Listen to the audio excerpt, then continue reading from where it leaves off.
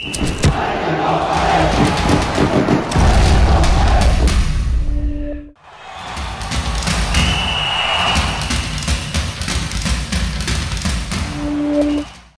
avant, match, c'est la deuxième. Salut à toutes et à tous. Après la première qui s'est soldée par une défaite contre Rennes, espérons un tout autre résultat pour cette émission 2 pour le retour de la Ligue 2. Première journée des matchs retour. Mon petit Gaëtan, tu y seras. QRM, Guingamp. Oui, à QRM samedi pour ce déplacement après la Coupe de France, après une série aussi un peu moins bonne en championnat avant la trêve. Bon, on espère maintenant que ça va rebondir samedi. Et oui, et vous voyez en bas de votre écran les différentes parties qui vont rythmer cette émission 2. On va revenir un petit peu sur Rennes. Bon, on va pas faire 5 heures dessus, ça sert à rien, mais on va en reparler. On va faire aussi la transition avec cette satanée inefficacité qui nous colle au crampon depuis de nombreuses semaines. Et puis, on parlera aussi du 4-3-3, schéma peut-être utilisé de plus en plus par Stéphane Dumont. On aura ensuite la partie vintage avec l'invité de notre émission, Laurent Dos Santos. Pourquoi Laurent Dos Santos? Eh bien, vous saurez ça dans quelques instants. On aura aussi la partie maillot et on terminera par un quiz. On rappelle que Gaëtan Pinel mène 1-0 dans cette épreuve et que je compte bien me rattraper aujourd'hui. On commence donc avec ce Guingamp-Rennes, le match que l'on attendait tous. 17 500 spectateurs, 535 je crois, Ouais, record évidemment de la saison. On vous plonge maintenant d'entrer dans les coulisses, les petites images qu'on a pu filmer, surtout avant la rencontre, dans les coulisses, à l'échauffement, l'arrivée des équipes, et puis 2-3 images aussi de la fin du match. Voici en 4 minutes un condensé des coulisses autour de Guingamp-Rennes.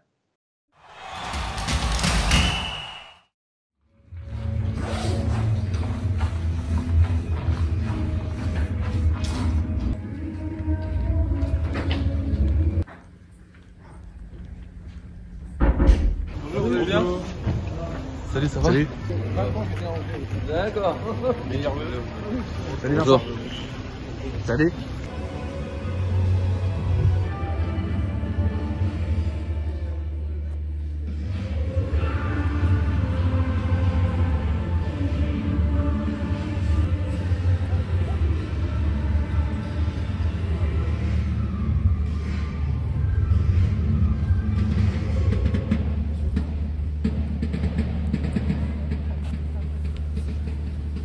Ça va toi?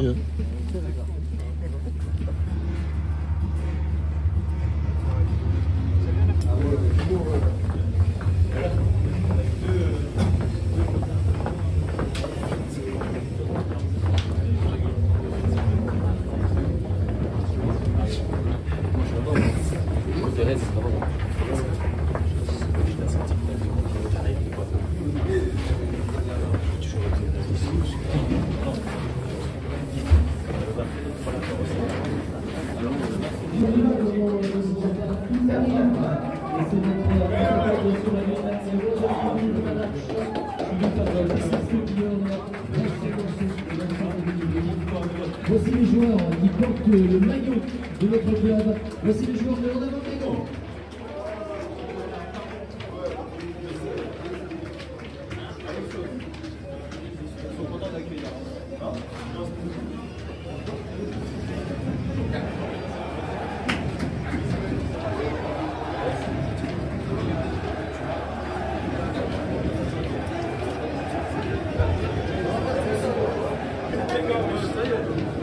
C'est bon?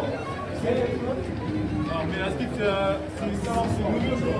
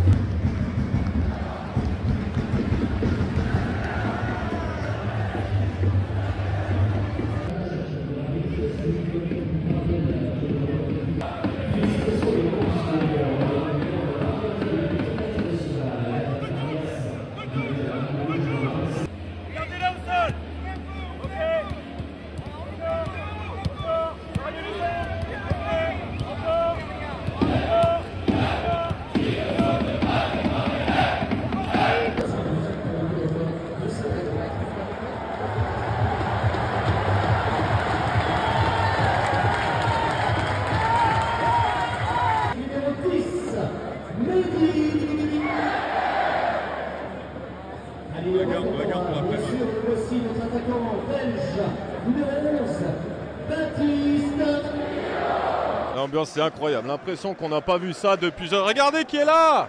Marcus Coco, ça va? Ouais, un petit mot, 2 secondes. C'est un match spécial pour toi aussi, du coup. Bah ouais, c'est un derby et franchement, ça me fait plaisir de venir voir ce match. Bon, est-ce que Ludo Blas va marquer? Je sais, j'espère, mais en même temps, on n'espère pas. On verra, on se revoit à la fin du match. Merci beaucoup, Marcus Coco, avec nous. Voilà, les invités se succèdent.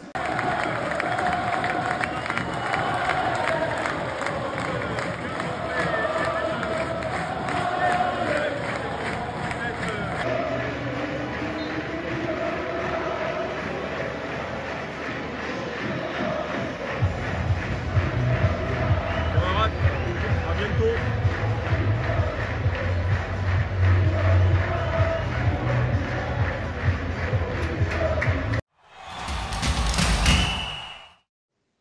Voilà pour les coulisses de ce Guingamp-Rennes. Alors, sur le terrain, ça s'est passé moins bien que l'on aurait espéré, évidemment, pour en avant. Défaite 2-0, ce doublé d'Arnaud Kalimuendo, avec un but qui a beaucoup fait parler, en tout cas sur le moment, celui avant la mi-temps par rapport au timing, évidemment, la 45e, alors que Guingamp espérait tenir le 0-0 à la pause.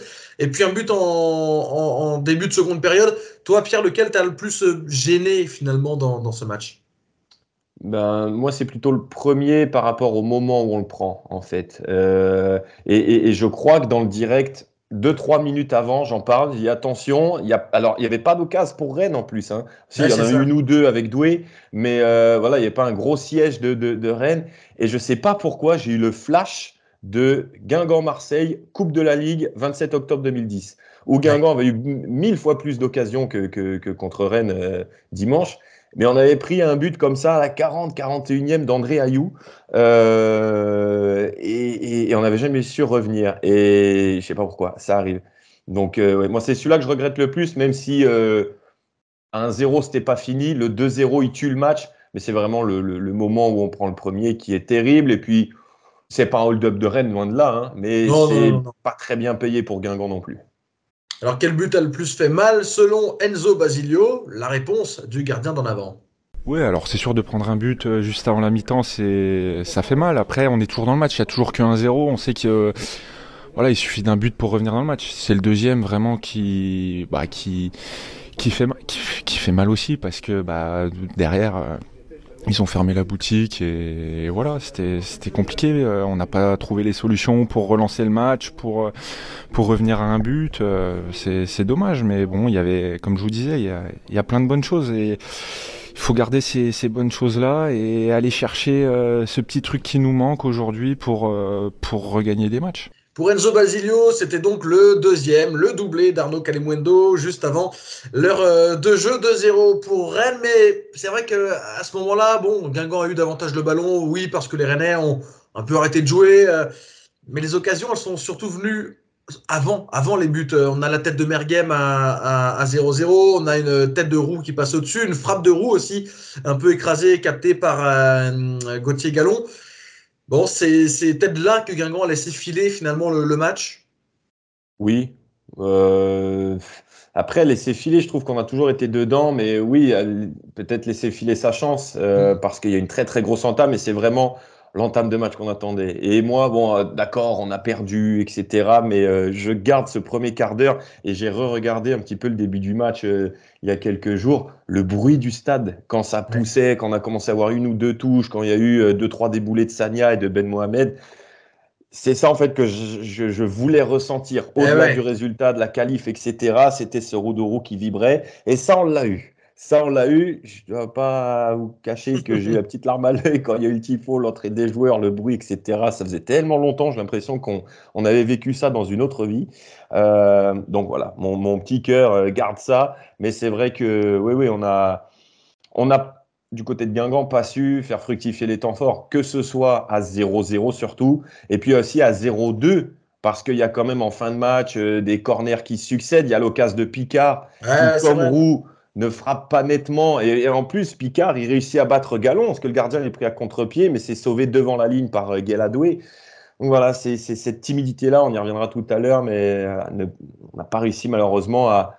on a enflammé le Roudourou, mais on l'a pas fait exploser. Et ça, Ouais, Guingamp les stats le disent, hein, parce que Guingamp a plus tiré que Rennes, 16-11, a plus cadré que Rennes, 4-3. Mais à l'arrivée, pas de but pour en avant. Alors, la chance d'en avant est-elle passée durant la première demi-heure? Voici ce qu'en pense Amine El Ouazzani. Oui, oui et non. Voilà, la première demi-heure, c'est vrai qu'on a eu pas mal d'occasions, mais quand on regarde la fin du match, on en a aussi énormément. Donc, non, franchement, c'était tout au long du match. Je pense qu'on a montré une belle image quand même de Guingamp et de ce qu'on était. On s'est battu jusqu'à la fin. Après, voilà, aujourd'hui, on a réussi à mettre en difficulté par phase une équipe de Rennes qui joue des championnats européens, qui reste un gros club de français. Donc, non, ça présage que des bonnes choses pour l'avenir. Et dès la semaine prochaine à QRM, je pense qu'on va pouvoir s'appuyer sur ça pour faire une performance. Et voilà, Amine El Ouazzani, lui, il dit que bon, ça aurait peut-être pu revenir, en effet, un petit peu plus tard aussi. En tout cas, c'est la fin pour en avant dans cette Coupe de France 2023-2024. Ouais, on vous a sorti la statistique lundi. Pour rien vous cacher, j'y ai pensé dimanche, ça m'a empêché de m'endormir. J'ai dit, attendez, mais ça remonte à quand? La dernière fois où Guingamp a soit battu un club du même niveau, soit battu un club hiérarchiquement supérieur. Ouais. Eh bien, on a lancé un peu les recherches. Et mon petit Gaëtan, Guingamp n'a plus gagné contre un club hiérarchiquement supérieur en Coupe de France depuis la finale 2009 contre le Stade Rennais. Et Guingamp n'a plus battu, alors soit un club de Ligue 2 quand il était en Ligue 2 ou un club de Ligue 1 quand il était en Ligue 1 depuis la finale 2014 contre le Stade Rennais. Voilà, donc c'est vraiment étonnant. Mais quand on regarde, alors heureusement qu'il y a eu la Coupe de la Ligue, malheureusement elle n'existe plus, parce que sur ce laps de temps-là, depuis la Coupe de France 2009, la finale 2009, en 2010, Guingamp en Ligue 2 bat le PSG 1-0, qui était en Ligue 1, avec le fameux contre son camp de Sacco. En 2010-2011, c'était l'épopée de 73 revisitée, parce que Guingamp avait battu 3 clubs hiérarchiquement supérieurs alors qu'il venait de tomber en national. Il y avait eu Grenoble et Évian qui étaient en Ligue 2 et Rennes en Ligue 1, 3-1. Et puis après, c'est surtout passé au tir au but quand Guingamp est monté en Ligue 1. Alors j'en oublie peut-être, mais 2015-2016, il y a Nice, écarté au tir au but. 2016-2017, Bastia, puis Lyon, également au tir au but. Et puis le pompon, 2018-2019, jusqu'à la finale contre Strasbourg à Lille. Angers au tir au but, Nice au tir au but. Le PSG, victoire dans le temps réglementaire, mais grâce à 2 pénaltys. Et Monaco aussi au tir au but. Donc voilà, malheureusement, la Coupe de la Ligue n'existe plus. D'ailleurs, il y a un auditeur qui avait commenté là-dessus notre petite stat sur la Coupe de France en disant n'oubliez pas la Coupe de la Ligue. Non, on avait prévu aujourd'hui de vous en parler. Parce que heureusement que ça existait parce que malgré un palmarès qui est devenu très intéressant en Coupe de France, on avait vu notamment en 2014, Guingamp n'avait battu quasiment que des clubs hiérarchiquement inférieurs jusqu'en demi-finale. Ouais, Guingamp qui n'a pas réussi à réitérer l'exploit. Ça a peut-être un peu manqué de folie, justement, de folie, de spontanéité. On va l'entendre dans un instant. Enzo Basilio en a parlé après le match. C'est un peu le sentiment qu'on avait aussi après cette rencontre. Ouais. On disait, on a peut-être pu jouer un peu plus crânement notre chance là du côté de Guingamp. Mais en fait, quand on prend un peu de recul, moi j'ai l'impression qu'on dit ça depuis 3 ans, depuis que Stéphane Dumont est arrivé. Il y a beaucoup de qualités, mais il y a aussi 2-3 défauts. Et en fait, sous Dumont, on voit un Guingamp qui, alors déjà, ça c'est super important, c'est une équipe. On ne va pas rappeler 20-21 avec Bazdarevic et autres, où on voyait des solistes désarticulés. On voit une équipe, c'est cohérent, c'est devenu solide globalement cette saison. Mais c'est vrai que quand il faut un peu emballer le match, cette équipe, elle n'arrive pas tout à fait à nous transcender. Et surtout à transcender le public. On l'a vu à 2-0, les corners se sont multipliés, mais... ouais, il manquait un petit truc. Ouais, c'est ça. Alors, est-ce que c'est un but qui nous manquait ou du... Je trouve que ça manque parfois. Alors, c'est une critique, mais il faut aussi parler des qualités de cette équipe. Je trouve que ça manque parfois un peu de charisme, un peu de caractère. On est très propre, on est trop propre. Un peu trop sage, trop propre, ouais. Ouais. Et voilà, c'est ça qui a peut-être manqué et qui manque à cette équipe pour parfois faire basculer des matchs qui sont serrés, parce qu'on a vu des victoires très accomplies, très abouties cette saison, mais quand c'est un petit peu serré, quand c'est bloqué aussi, on se souvient des défaites à Roudourou, les 1-0 contre Paris et contre Carnot, voilà, on s'appliquait, on construisait, on essayait d'allonger sur Guillaume. C'était pas assez ça. Voilà, il va falloir apprendre à faire ça pour la suite. Bah écoutez, justement, Enzo Basilio, il en parle de ce manque de spontanéité. Il manque peut-être un peu de folie, de spontanéité, un petit peu de folie, quoi. Je pense qu'il faut qu'on se lâche là-dessus, qu'on soit voilà, il va rien nous arriver si on loupe des choses et tout, mais qu'on tente plus, qu'on aille chercher, qu'on provoque, prendre des risques, qu'on provoque ce petit truc pour que ça tourne. On voit qu'on a des temps forts, des coups de pied arrêtés, plein de choses quoi, et il faut qu'on arrive à aller chercher ce petit truc, ce petit coup de folie, et je suis persuadé que si on arrive à faire tourner ça en notre faveur, derrière il y aura plein de bonnes choses et plein de bons résultats. Manque de folie un petit peu sur ce match et surtout un Guingamp inefficace à l'arrivée parce qu'on a parlé des stats. Guingamp a plus tiré et plus cadré que Rennes dans le derby, mais Guingamp n'a pas marqué. Les Rennais ont marqué à 2 reprises. Alors c'est pas quelque chose de nouveau du côté de Guingamp, cette inefficacité. On l'a vu, hein, Pierre, sur les derniers matchs déjà avant la trêve, le PFC et Concarneau à domicile, à Angers aussi, où Guingamp a quand même eu pas mal d'occasions et n'a pas réussi à revenir dans le match. C'est quelque chose qui dure depuis un moment. On va commencer d'ailleurs par écouter Stéphane Dumont parce qu'il en parlait déjà après un match de Coupe de France. C'était lors de la qualification face à l'AG Caen. C'est pas un manque de volonté. Les joueurs se sont donnés à fond et ils le font toujours. Mais on a eu un manque de justesse, notamment ce qui n'est pas nouveau chez nous, aux abords de la surface, dans les 30 derniers mètres. Quand il faut être capable de frapper en une, on veut la donner. On a été altruiste. Quand on doit être altruiste, on frappe. Quand on frappe au-dessus. Et il faut qu'on corrige ça, il faut qu'on soit meilleur d'un point de vue individuel et collectif dans les 30 derniers mètres, parce qu'il y a 2 lectures, c'est-à-dire vous êtes capable de vous procurer autant de situations et puis de sortir de ce match-là qu'à 1-0, il y a une pointe de frustration. Stéphane Dumont en parlait après un match de coupe, Baptiste Guillaume, lui, en parlait même il y a déjà 2 mois, c'était après un 0-0 sur la pelouse de Rodez. Écoutez l'attaquant. En vrai, c'est un sentiment mitigé parce que je pense qu'en première, on doit enfoncer le clou. Autant en deuxième, je pense qu'il y a rien à espérer parce que je trouve qu'on a reculé, on a subi un peu plus, mais sur nos situations qu'on a eues en première, je pense qu'on doit mieux les jouer. Des fois, on se précipite un peu trop dans les 30 mètres adverses, et ce qui fait qu'il n'y a pas cette dernière passe, ou ce dernier centre qui fait que on n'arrive pas à la mettre au fond. Donc voilà, ça doit être un axe de progression, c'est de travailler sur nos temps forts et c'est d'appuyer, surtout d'enfoncer le clou quand on peut le faire. Voilà, Baptiste Guillaume lui aussi en parlait, Stéphane Dumont, tous les deux à aller 2-3 matchs d'intervalle. Et finalement, au mois de janvier, on en est toujours un peu au même point. Il y a cette inefficacité qui perdure, mais comment solutionner ce genre de problème ?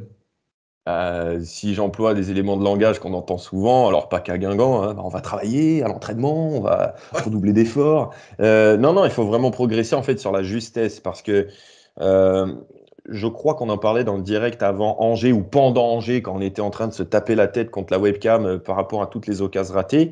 On le voit bien que ce soit à l'AG Caen où Guingamp a eu beaucoup d'occasions, que ce soit à Angers où Guingamp a eu beaucoup d'occasions, il y a eu un manque de justesse pour terminer les actions. Mais quand on voit aussi qu'on débloque plus regroupé, plus bas, qui laisse moins d'espace, comme le Paris FC et Concarneau à domicile, ça a même manqué de justesse pour amener ces situations et ces occasions-là. Donc c'est un problème qui colle au crampon des Guingampais, je le disais tout à l'heure. Ça joue aussi à la confiance, à la spontanéité. Combien d'actions, et même contre Rennes, on le voit l'autre jour, l'action qui amène le deuxième but, beaucoup de gens sont tombés sur Mergem. Après Mergem, il perd le ballon à 80 mètres du but quand même. Oui. Mais c'est vrai la passe de Lefebvre, elle lance directement Kalimuendo. Ouais. Donc il n'y a peut-être pas que Mergem à pointer du doigt cette action, peut-être le placement de la défense. Après, c'est bien joué aussi de la part de Rennes. Mais oui, sur cette action-là de Mergem, on se dit pourquoi il ne la donne pas en une à Louisère. C'est pareil, Sagna, combien de fois on l'a vu prendre l'espace dans le couloir, et c'était quelque chose que Dumont voulait faire avec ce 4-3-3. C'est vrai que beaucoup de monde a dit pourquoi il n'a pas fait jouer Picard, mais il l'a expliqué avant le match. Il faut juste écouter en fait les interviews du coach, notamment notre micro avant le match. Il a dit qu'il voulait trouver la profondeur dans les couloirs avec Sagna à gauche, avec El Ouazzani à droite pour faire mal aux Rennais. Et ça a fait mal aux Rennais parce que Sagna a eu beaucoup de situations, surtout dans la première demi-heure. Mais le problème de Sagna, c'est que une fois arrivé dans la surface, il ne se passe pas assez. Alors, il a fait des débuts très intéressants, parce qu'il a quand même marqué 4 buts. Mais voilà, il doit progresser, franchir ce cap, en fait, dans sa capacité à choisir, à décider. Plus vite aussi, parce que plus vite. Les choix, des fois, il prend le bon, mais trop tard. Et il y a un adversaire qui s'est replacé, il y a on perd le temps d'avance. Qui est coupé. Non, c'est ça. Donc, on doit progresser là-dessus. Et puis, Dumont l'a aussi bien expliqué. On le verra dans la troisième partie. Mais il n'est pas super satisfait non plus de l'animation dans les couloirs, qui a quand même été une des grandes forces sur ces 2 premières années. Et là, ça laisse quand même à désirer. Mais voilà, et ce qui est étonnant, et je crois que Basilio le disait, c'est qu'on a l'impression que ce problème, c'est à la fois pas grand-chose, il manque ça, mais vu que ça dure, on a l'impression qu'il manque ça, en fait. Ouais, c'est vrai, c'est vrai, c'est vrai. Et donc la seconde partie de saison dira si c'est un problème ponctuel, parce que la Ouais. confiance aussi dans la tête, ça, ça fait beaucoup, notamment quand il faut tirer en une, quand vous êtes en confiance, bah, ça part barre rentrante lucarne, et quand vous n'êtes pas en confiance, bah, vous faites 3 contrôles et oh, bah, le mec a piqué le ballon. Donc C'est tout de voilà, suite plus ça doit compliqué. revenir, mais ça passe par le travail, par le travail. Exactement. D'ailleurs, il y a une stat assez parlante sur l'inefficacité, c'est que Guingamp en Ligue 2, on ne prend pas la coupe, mais en Ligue 2, c'est la troisième équipe qui tire le plus souvent au but en moyenne par match, 13,11 tirs par match de moyenne, mais c'est seulement la huitième attaque du championnat. Alors, pas forcément très loin des équipes qui sont au-dessus, mais il y a quand même un différentiel. On verra si, Ouais. avec le 4-3-3, s'il est renouvelé, notamment, si ça peut Mm. basculer peut-être.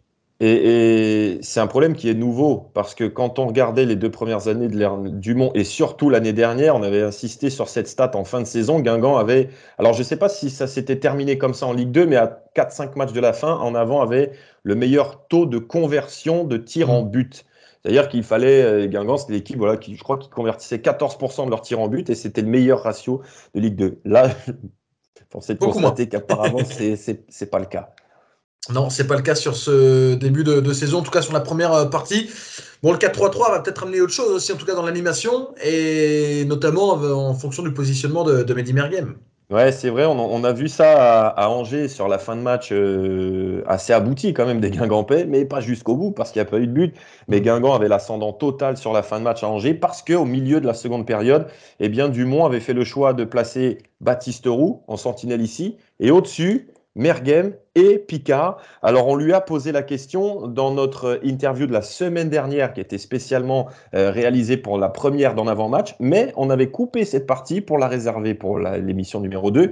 Voici son avis et ses explications sur ce fameux 4-3-3 que l'on verra peut-être de plus en plus en cours de match, voire même au début des matchs. Est-ce que c'est quelque chose que l'on est amené peut-être à voir un peu plus dans cette seconde partie de saison? Ouais, Est-ce que ça colle peut-être ça- mieux au profil d'Hugo et de Mehdi de jouer à l'intérieur comme ça? je sais pas si ça colle à leur profil. En tout cas, ça ne les dérange pas. Maintenant, c'est sur un contexte de match bien particulier. Les amener à deux en même temps sur le terrain, il faut malgré tout être bien accompagné sur un plan purement défensif parce que ça reste quasiment deux numéros 10 plutôt que deux 8. Voilà. Donc ça, c'est quelque chose de particulier. Mais oui, dans ma réflexion tout à l'heure, dans la capacité à être plus performant dans les couloirs, je pense que potentiellement, en amenant un troisième larron, un relayeur qui vient de derrière avec des pieds, pour amener un peu plus de qualité de centre et de profondeur en venant de derrière, je pense que c'est quelque chose sur lequel on insiste au quotidien. On a une réflexion là-dessus. On l'a utilisé par moment en match amical face à Brest.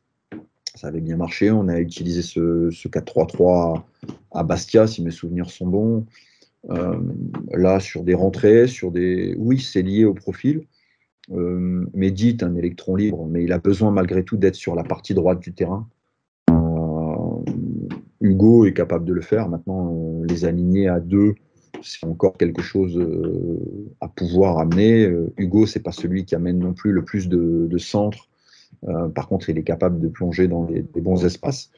Oui, bien sûr que c'est quelque chose sur lequel on pense, on insiste. Et je pense que oui, on sera amené à le voir sur la deuxième partie de saison. C'est une certitude parce qu'aujourd'hui, vous avez aussi des garçons comme Baptiste Guillaume qui sont intéressants dans le jeu, dans la capacité à fixer, à offrir de l'espace aux autres. Mais ce qu'ils aiment le plus, c'est de recevoir des centres. Et aujourd'hui, c'est ce qu'on faisait bien la saison dernière. Voilà. Et je trouve que malgré tout, dans la qualité de centre, dans la qualité de pied, notamment de nos latéraux ou autres, oui, on est un peu moins performant. Et donc, il faut qu'on soit capable de trouver les parades. Et ouais, 4-3-3, c'est quelque chose qui a été travaillé avant Rennes. Guingamp a commencé en 4-3-3 contre Rennes, comme ça avait été le cas aussi à Bastia quand Guingamp avait voulu un petit peu plus se stabiliser. Je crois que c'est Iglesias et Sidibé qui avaient joué un cran plus haut. Gaëtan, c'est toi qui étais. Est-ce que, selon toi, c'est la solution au mot guingampais? Parce que, comme ça, vulgairement et bêtement, sans connaître le football, on pourrait se dire, bah, il marque pas, il faut rajouter des attaquants. Ben là, finalement, on enlève un joueur offensif pour peut-être avoir, enfin, un joueur offensif. On arrête les deux devant pour passer à une seule pointe, mais peut-être mieux amener les actions. Après, dans une époque aussi où maintenant tous les adversaires ont la vidéo, tous les adversaires regardent et épluchent les matchs des uns et des autres, il faut être capable de varier. Le 4-3-3, s'il est mis en place là, pas dit qu'il dure jusqu'à la fin de la saison ou pendant un an. Il faudra peut-être encore revarier dans quelques semaines, mais ça peut être en tout cas une solution au moins sur un temps pour apporter de la variété, apporter autre chose, être moins lisible. Permettre à Mergem aussi, qui est quand même techniquement sans doute le joueur le plus à l'aise, le plus créatif en tout cas, d'être en 10, de pouvoir s'exprimer d'une autre manière que sur le côté, même si quand il est sur le côté droit, c'est vrai que la capacité qu'il a à revenir dans l'axe, à se mettre sur son pied gauche, elle n'est pas négligeable, mais il sera peut-être plus à l'aise quand même en 10. Et ça peut aussi permettre d'aligner du coup Mergem, Picard et Sagna, d'avoir les trois, parce qu'il peut y avoir Picard, Sagna sur les côtés, et donc Mergem en 10, et de temps en temps aussi éventuellement d'avoir Picard en numéro 10, parce qu'il y a ces deux solutions. Donc ça peut peut-être mieux accompagner l'attaquant de pointe. Tout dépend de qui il s'agit aussi, mais peut-être que ce serait avec un numéro 10, ça s'adapterait peut-être mieux aux deux profils d'attaquants que Guingamp possède actuellement, à Guillaume et à El Ouazzani. Ce schéma-là peut-être s'adapterait un peu mieux aux deux. Mais encore une fois, c'est pas pour ça que c'est le schéma qui doit durer derrière sur 6 mois, mais il peut être un petit peu interchangeable. 4-4-2, 4-2-3-1, 4-3-3, ça peut aussi bouger. Ouais, donc dans ce 4-3-3, effectivement, c'est pour essayer aussi de mettre Mergem dans les meilleures dispositions. C'est lui qui crée beaucoup, qui est à l'origine de beaucoup de choses, mais c'est vrai qu'il a du mal à finir parce que ses stats, elles sont faméliques, mais comme aussi Picard. Comme Picard, c'est un but et une passe. Ouais. Alors après, Picard, voilà, Mergem, il est arrivé bien avant lui, c'est pas le même âge, etc. Mais on voit, même El Ouazzani, il y a un petit coup de moins bien chez les jeunes qu'on attendait, même les créateurs qu'on attendait un petit peu plus. Voilà, c'est le cap que chacun doit franchir aussi dans cette saison. Basilio, après le match contre Rennes, parlait justement de ce 4-3-3 et du rôle donné à Mehdi Mergem. C'est sûr qu'avec 2-8, on le voit par rapport au 4-4-2 et le repositionnement de Mehdi, si vous voulez, on voit que au cœur du jeu, il arrive à trouver des décalages, la bonne passe, et dans la tenue du ballon, dans le jeu court, ça nous aide. Après, il peut pas faire ça, être à la finition, être partout.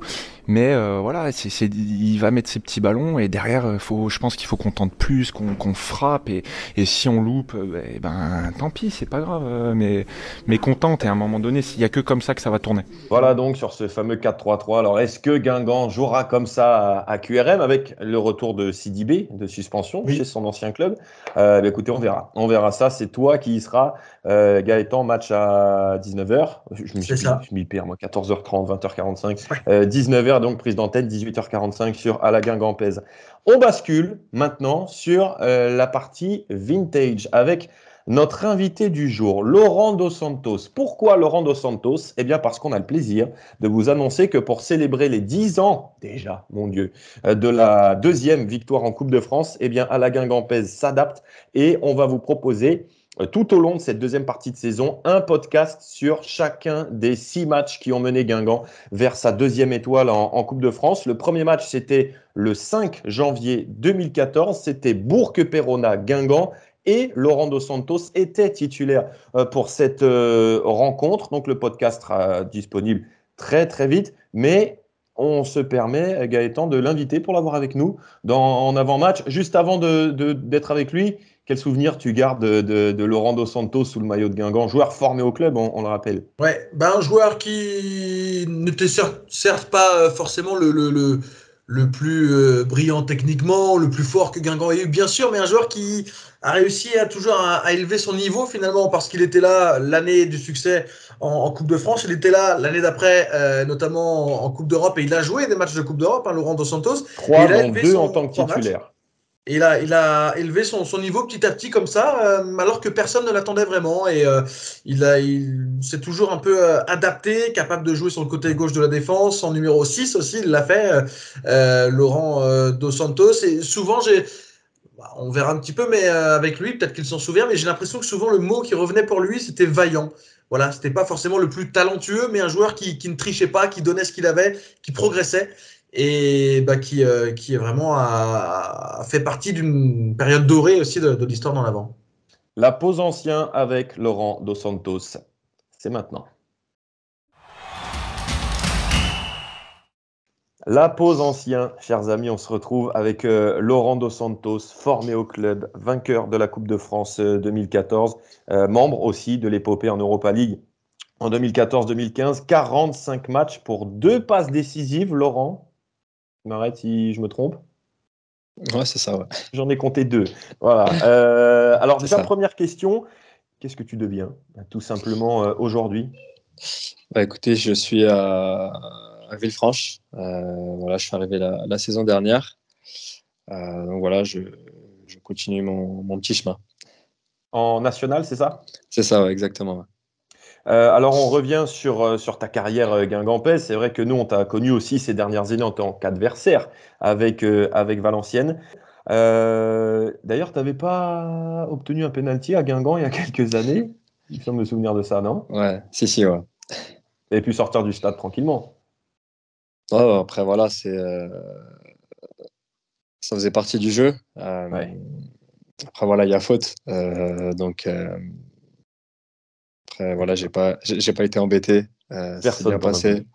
Ouais, ça s'est bien passé. Les gens étaient même plutôt contents, donc je trouvais ça un peu bizarre, mais bon, c'était qu'ils m'aimaient bien. Ouais, c'est sûr, on garde une très belle image de toi pour rien cacher aux auditeurs. On vient d'enregistrer là le premier podcast de notre série sur l'épopée de la Coupe de France 2014. Tu nous as accompagnés sur l'épisode 1 parce que tu étais titulaire sur le premier match de l'épopée, sur les 4 premiers matchs même de l'épopée, le 32e de finale à Bourg-Perona. Ça coïncide cette période avec tes débuts en pro en fait, avec Guingamp. Tu avais fait toute ta carrière en jeune en avant. Tu étais aussi un joueur très utilisé avec l'équipe réserve. Et puis, donc, Gourvenec t'utilise de plus en plus. Et ta première titularisation à Roudourou, est-ce que tu t'en souviens? J'espère. Contre qui c'était? Saint-Étienne.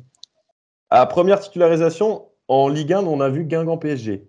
Ah oui, c'était le match défenseur latéral gauche. Ouais. Et alors, qu'est-ce que tu gardes comme souvenir de ce 1 partout? On pense gagner avec Yatabaré. Finalement, Paris revient. Et même, on imagine pour un jeune joueur comme toi, se préparer à être titulaire dans ce contexte-là, ça ne devait pas être simple à aborder. Non, après, j'avais de la chance. Voilà, j'étais très bien entouré par mes coéquipiers, par le staff, le coach. Donc, pour moi, voilà, ça s'est bien passé parce que voilà, on est Guingamp et qu'on est fort ensemble. Et ce qui faisait notre force, c'était notre collectif. Donc voilà, ça pouvait être n'importe quelle équipe en face. Bon, ce jour-là, c'était le PSG. Voilà, on a fait un bon match, je me rappelle. Donc c'était match nul contre cette équipe-là. C'était un super résultat. En plus, Guingamp était promu, hein. On le rappelle en Ligue 1, gagne la Coupe de France à ce moment-là, et puis joue la Coupe d'Europe. Et tu as participé à 3 matchs de cette Coupe d'Europe, donc 2 en tant que titulaire. Il me semble que c'est les 2 contre Minsk. C'est ça. Et qu'est-ce que ça fait quand on est formé au club? Alors, tu avais démarré le match aller dans un froid polaire, il me semble. Ouais, ça me convenait, moi. Ça me convenait. Ok, voilà, il y a eu 0-0 là-bas, et puis tu rentres au match retour. Qu'est-ce que ça fait de se retrouver en tant qu'enfant du club, rentrer sur un match de Coupe d'Europe avec le drapeau de l'UEFA, la musique, etc. Est-ce que c'était une émotion particulière ou pour toi c'était un match comme un autre? Non, c'était une grande fierté, voilà, pour moi, de jouer cette compétition avec mon club formateur. Voilà, j'ai j'ai passé beaucoup d'années en jeune. Et puis voilà, arriver jusqu'à là, c'était pour moi une grande fierté. Tu as joué à pas mal de postes aussi, on en parle dans ton podcast, mais on voulait aborder ce sujet là-dessus. Tu as joué milieu de terrain, c'est ton poste de formation, mais tu as aussi joué latéral gauche, latéral droit. Quel est, quel est le poste où tu as pris le plus de plaisir en fait sur tes 45 matchs en pro? Euh, Parce que tu n'as pas beaucoup oui. joué milieu, hein. Non, j'ai joué 3-4 matchs milieu. Euh, ouais, il y en a 2-3. D'ailleurs, celui-là face au PSG, contre Saint-Étienne, j'avais joué au milieu de terrain. Non, après, voilà, moi, ce que je voulais, c'était être sur le terrain, que ça soit milieu ou latéral. Voilà, je ne me prenais pas la tête. Je voulais faire mon travail, être le plus sérieux possible et le plus performant possible et aider le club, l'équipe. Je pensais qu'à ça. Et en plus, c'est un moment qui a redéfini ta carrière parce que la majeure partie, il me semble, de tes années à Valenciennes, tu les as jouées latéral droit. C'est ça exactement, ouais. Ça a été voilà, quand on va dire une deuxième carrière qui commençait. Parce qu'après, voilà, j'ai évolué que en tant que latéral. Euh, donc voilà, c'est, on va dire peut-être un mal pour un bien. Écoute, en tout cas, ça t'a servi. Sur tes années guingampaises, quel est ton meilleur souvenir? Ça peut être un match, ça peut être un moment dans un match, ça peut être une soirée, ça peut être n'importe quoi. Quel est ton meilleur souvenir? Franchement, j'en ai beaucoup. Comme j'ai dit avec mes coéquipiers, au quotidien, pour moi, c'était un vrai régal. Je prenais énormément de plaisir à être avec eux au quotidien. Euh, Bien sûr, il y a des moments meilleurs que d'autres, mais franchement, pour moi, tous les jours, c'était un bonheur. Est-ce que du coup, il y a eu des moments moins bien que d'autres, notamment un? Est-ce que tu as un pire souvenir, un match que tu as raté, tu t'es dit celui-là, je veux Ouais, l'oublier à vie? Ah, ouais, c'est contre, spontané. contre Monaco, à domicile, 3-3 Ah oui. de mémoire, je crois, Mhm. et j'avais pas été bon. Sur quel genre d'action? Une en particulier? Sur 2 buts, je crois. Mhm. Donc voilà, et puis le coach m'était tombé dessus à la vidéo à la reprise le lundi. Euh, mais bon, je le savais déjà que j'avais pas été bon. Ça fait quoi de se prendre une tempête Gourvenec à la vidéo? Ça fait pas plaisir, ça fait mal, mais voilà, là c'était mérité parce que ce match-là, voilà, on devait pour moi le remporter. J'étais fautif sur les 2 buts. Et, donc voilà, je l'ai bien pris. Voilà, ça m'a reboosté, ça m'a mis un petit boost. Et puis voilà, je suis reparti. Et voilà, sur le coup, ça m'avait. Voilà, j'étais déçu. Ouais. Dernière question de cette interview, de la pause ancien, Laurent Dos Santos. Quelle est l'anecdote que tu n'as jamais racontée sur tes années guingampaises? Alors, ça peut être un moment dans le vestiaire, ça peut être un moment avec un adversaire. Qu'est-ce qui te vient là dans ton esprit? Ouais, je dirais sur mon premier match titulaire contre le PSG. C'était Zlatan. Euh, Franchement, il parlait beaucoup, beaucoup, beaucoup, beaucoup. Et il disait pas toujours des belles choses. Donc ça m'avait surpris. En quelle J'ai langue? jamais. Un peu tout, hein. Franchement, un peu tout. Il y avait un peu de français, un peu d'anglais. Euh, voilà, il était remonté quand les ballons lui arrivaient pas. Voilà, des trucs pas très jolis, mais moi, ça me faisait rigoler. Tu te souviens d'un mot, un mot? En fait, c'est surtout ses partenaires ou les adversaires. Tout le monde prenait? Ouais, tout le monde, tout le monde, tout le monde. C'est ça qui me faisait rigoler. Ça pouvait être son coéquipier, comme son adversaire, comme l'arbitre, comme le supporter. Du coup, ça me faisait rigoler. Et puis, voilà, une petite anecdote comme ça que j'ai gardée pour moi, tout simplement. Sacré Zlatan. Merci en tout cas, Laurent Dos Santos, d'avoir été avec nous pendant le podcast que vous découvrirez dans quelques jours, chers amis supporters. Moi, j'ai une dernière juste anecdote, c'est pour saluer ta simplicité, ton humilité qui t'ont toujours caractérisé à Guingamp. Je ne sais pas si tu t'en souviens, mais je crois que c'est la dernière fois qu'on s'est vu. C'était après un Valenciennes-Guingamp. Alors, c'était la saison dernière ou celle d'avant. Je m'apprêtais, comme toujours à Valenciennes, à faire mes 40 minutes à pied avec ma valise entre le stade et la gare. Et puis, je vois une voiture qui s'arrête à côté de moi, la vitre qui se baisse. Et c'était toi. Tu m'as ramené à la gare. Voilà. Donc, je tiens devant tout le monde à te remercier pour ça. Je crois que je l'avais déjà fait sur le moment. Mais non, voilà, c'est juste pour une petite anecdote pour montrer que, voilà, l'esprit guingampais, l'humilité, la simplicité, elle est là. Donc, je voulais vraiment le souligner. Ah oui, j'ai une dernière question. Où est ta médaille à la Coupe de France? Elle est chez moi. Elle est chez moi en Bretagne. Comme je l'ai dit, j'ai tout gardé. Donc voilà, elle est dans ma vitrine. Avec mes autres, j'ai 2-3 autres médailles. Donc voilà, elle est au chaud. Elle est bien au chaud. Garde-la précieusement. Garde-la précieusement. Merci beaucoup, Laurent. À bientôt. Merci Pierre. À bientôt. Au revoir. Voilà pour Laurent Dos Santos. Restez bien connectés sur À la Guingampaise. Vous saurez très vite quand sera disponible le podcast consacré à ce Bourg-Péronne-Guingamp. Et puis on fera très très vite aussi parce qu'on va bientôt fêter les 10 ans du match sans doute le plus dur de cette épopée 2014. C'était le fameux Concarneau-Guingamp en 16e de finale. Et on aura un Concarnois de l'époque, un nom qui résonne assez bien dans nos têtes, Stéphane Quimper, et un Guingampais de l'époque, Cédric Forêt, pour un prochain podcast à venir. Partie 5. Alors, vous voyez, on a enlevé le S à maillot parce que pour Guingamp-Rennes, la première, on avait mis les petits plats dans les grands, on avait présenté 5 maillots. Là, on n'en a qu'un seul. Et Gaëtan, il n'est pas au courant du maillot que je vais vous présenter aujourd'hui. Peut-être la première petite devinette pour te chauffer pour le quiz.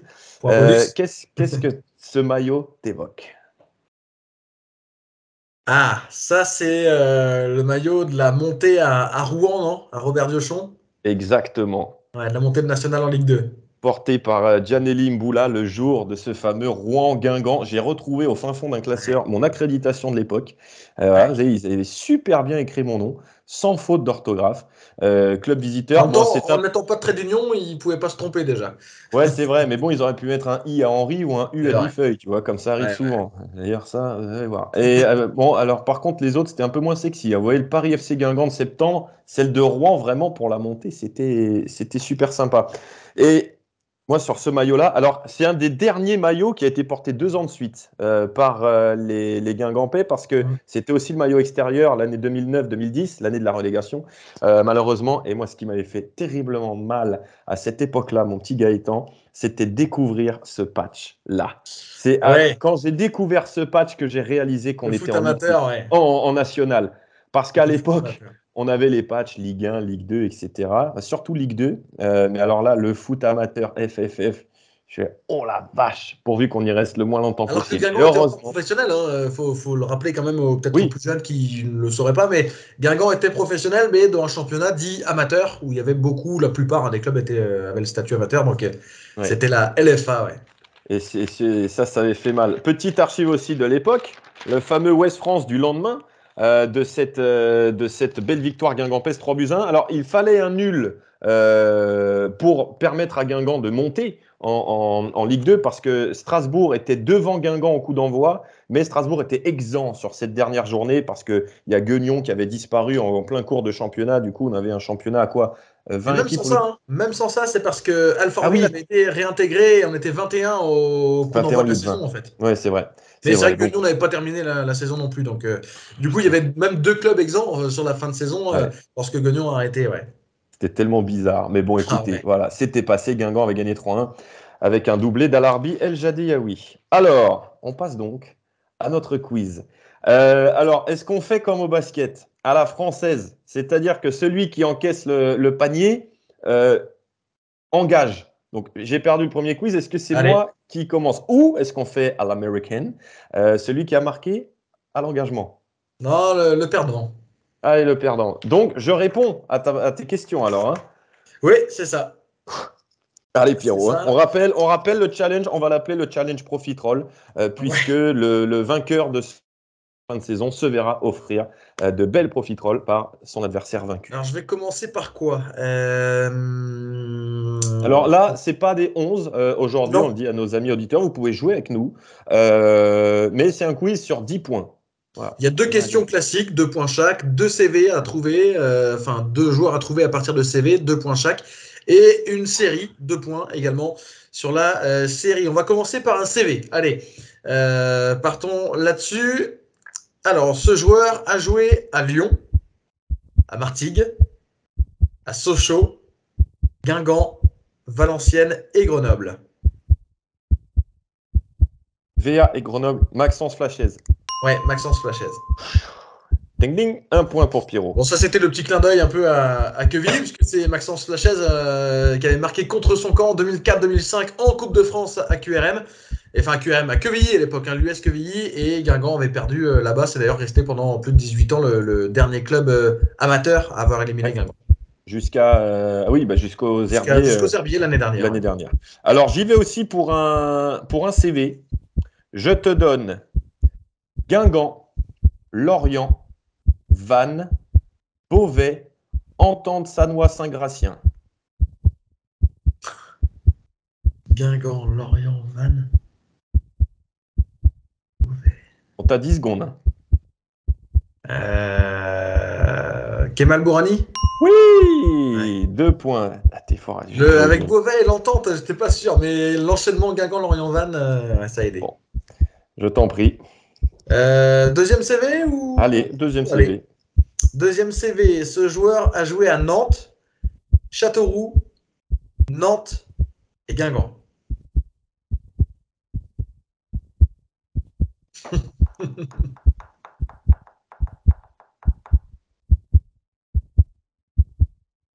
Je suis paumé.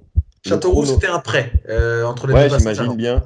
Mais alors, voilà. je sais pas pourquoi. Je vais te dire comme ça, parce que je vois pas un autre. Eric Louswarn. C'est ça. C'est lui. Wow. C'est lui. Lorsque je pensais à Savino, Deroff, tous ceux qui... Ouais, bah oui, tous les Nantais.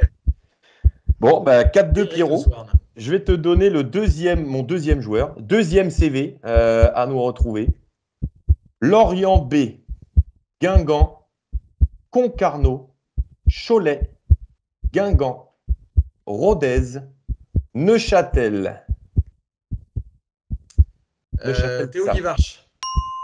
Théo Guivarch. Qu'est-ce qu'on se ressemble? On s'est tous les deux donné un gardien. Ouais, c'est vrai. Bon, 4 partout. Vas-y, tu es à la suivante. Maintenant, ça va être une question. Je garde la série pour la fin. Là, ça va être une question réponse sèche. Combien de joueurs Stéphane Dumont a utilisé en championnat sur la phase aller cette saison? Oui, parce qu'on entame la phase retour ce week-end. Donc, 21. Bonne réponse. Je l'ai dit dans son interview de l'émission 1. Donc, tu vois, je me souviens de ce que je prépare. Donc, merci. Eh bien, cette question-là, qui a marqué le premier but d'en avant dans les confrontations face à Quevilly-Rouen? La première confrontation, c'était l'US Quevilly. Donc, attends. Pierrot, ressaisis-toi. Donc, c'était en championnat. Non, c'était en Coupe de France. Attends, il y a Mendy qui marque et Depau. Mais dans quel sens? On est d'accord, c'est ce match-là. 8e de finale Coupe de France 2017. Qui marque en premier? Je crois que c'est Mendy qui marque en premier. Bonne réponse. Alexandre Mendy. Et Nil Depau qui marque, je crois, 2 minutes plus mais pas tard. longtemps après. Ouais, exactement. Vas-y, qu'est-ce qui te reste, toi? Il me reste la série pour la fin. Ok. Bon, alors, moi, je vais te poser 4 questions en lien avec le Rouen-Guingamp du National. Ok. Comment s'appelait le président strasbourgeois qui avait promis une prime de 200 000 € aux Rouennais s'il battait Guingamp? Non, je ne retrouverai pas son nom. Jafar Hilali. Ah ouais. Bon, écoutez, 0 là-dessus pour Gaëtan Pinel. Bon. Quel était le nom de l'entraîneur de Rouen? Ça, je l'ai, mais j'hésite. J'ai un doute avec. C'est Garcin. Bon, c'est bon. Hein. C'est bon. Ouais. Alors, le prénom, c'est Eric, non? David. Ouais. Eric Garcin. Effectivement. Lors de cette rencontre, Rouen affronte Guingamp donc. Et dans l'effectif de Rouen, il y a un ancien joueur de Guingamp. Lequel? Mourad Badra. Ah, t'es fort, toi. Je me souviens de lui au match aller surtout. Oui, la première journée. Ouais. Et il était. Alors, c'est un joueur, il a dû jouer 2 matchs en pro avec Guingamp. Ouais, quelque chose comme ça, ouais. Au milieu des années 2000. Dernière question sur ce Rouen-Guingamp. Dorian Lévesque se blesse sur cette rencontre. Quel joueur, du coup, termine latéral gauche? Quel joueur termine latéral gauche? Est-ce qu'on devait avoir Koné Bastila derrière? Oui. Ringayen à droite. 5 secondes. En fait, je me dis, est-ce qu'il aurait mis Mboula comme il a fait souvent en Ligue 2? Allez, Mboula. Bonne réponse. Bonne réponse. Et oui, on n'avait plus de latéraux sur le banc. C'est Diallo qui avait remplacé Lévesque et Mboula, du coup, qui avait fini à gauche. Et justement, Djaneli Mboula, je ne résiste pas à l'envie de vous reproposer sa fin d'interview à côté du quart de Guingamp, époque EAGTV. On lui demandait 3 mots pour décrire cette saison. Il mange des M&M's en même temps. Et bon, vous allez voir. Petit florilège de cette interview. Quel est le sentiment qui prédomine là maintenant? Quoi? Quel est le sentiment qui prédomine pour toi? C'est quoi?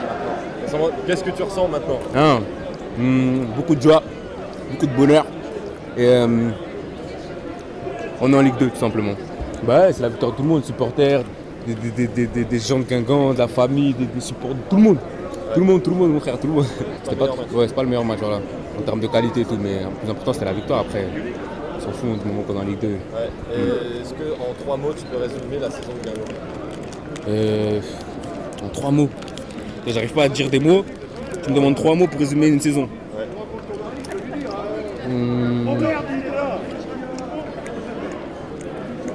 Des mots. Oh là là. 3 phrases ou vraiment des mots qui caractérisent l'équipe. Caractérise l'équipe. Une famille, on n'a rien lâché. Et on n'a rien lâché 2 fois, c'est 2 mots, c'est pas grave. Voilà. Djaneli Mboula, tout craché. Ça a été un des joueurs les plus compliqués que j'ai dû interviewer de mon époque EAGTV.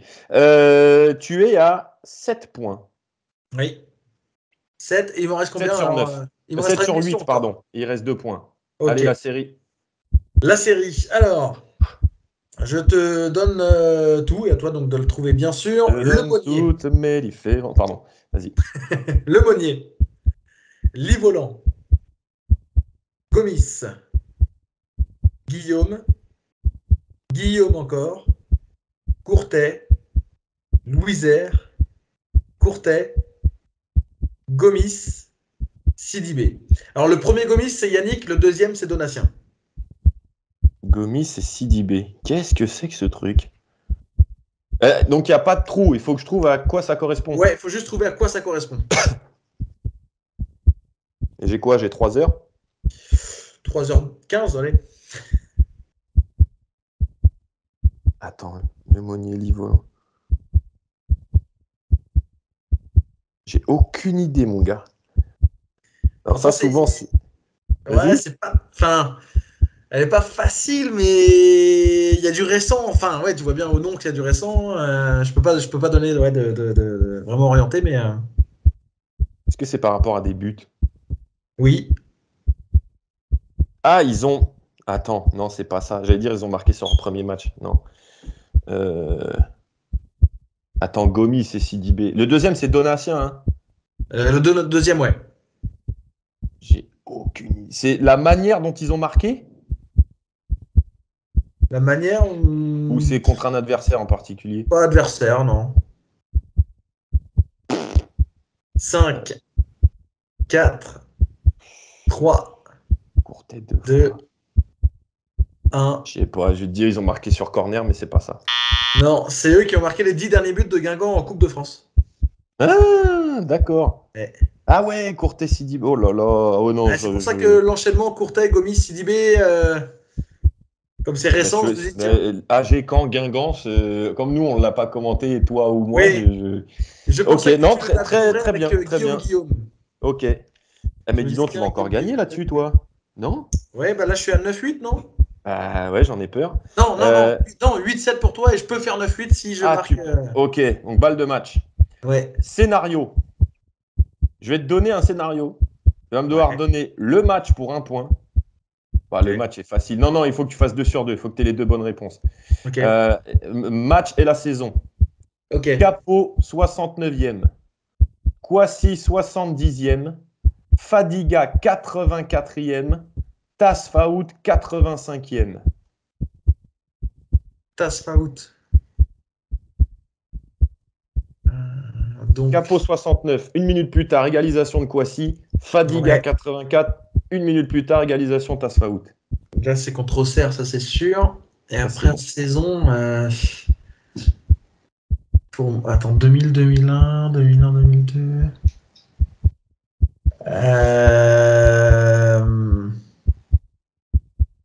De break pour que Gaëtan gagne 2 quiz à 0 ou pour l'un partout. Saison, je veux dire 2000-2001. Ouais. Et match, du coup, Auxerre-Guingamp ou Guingamp-Auxerre. Je veux dire Guingamp-Auxerre. 0 sur 2. C'était Auxerre-Guingamp 2001-2002.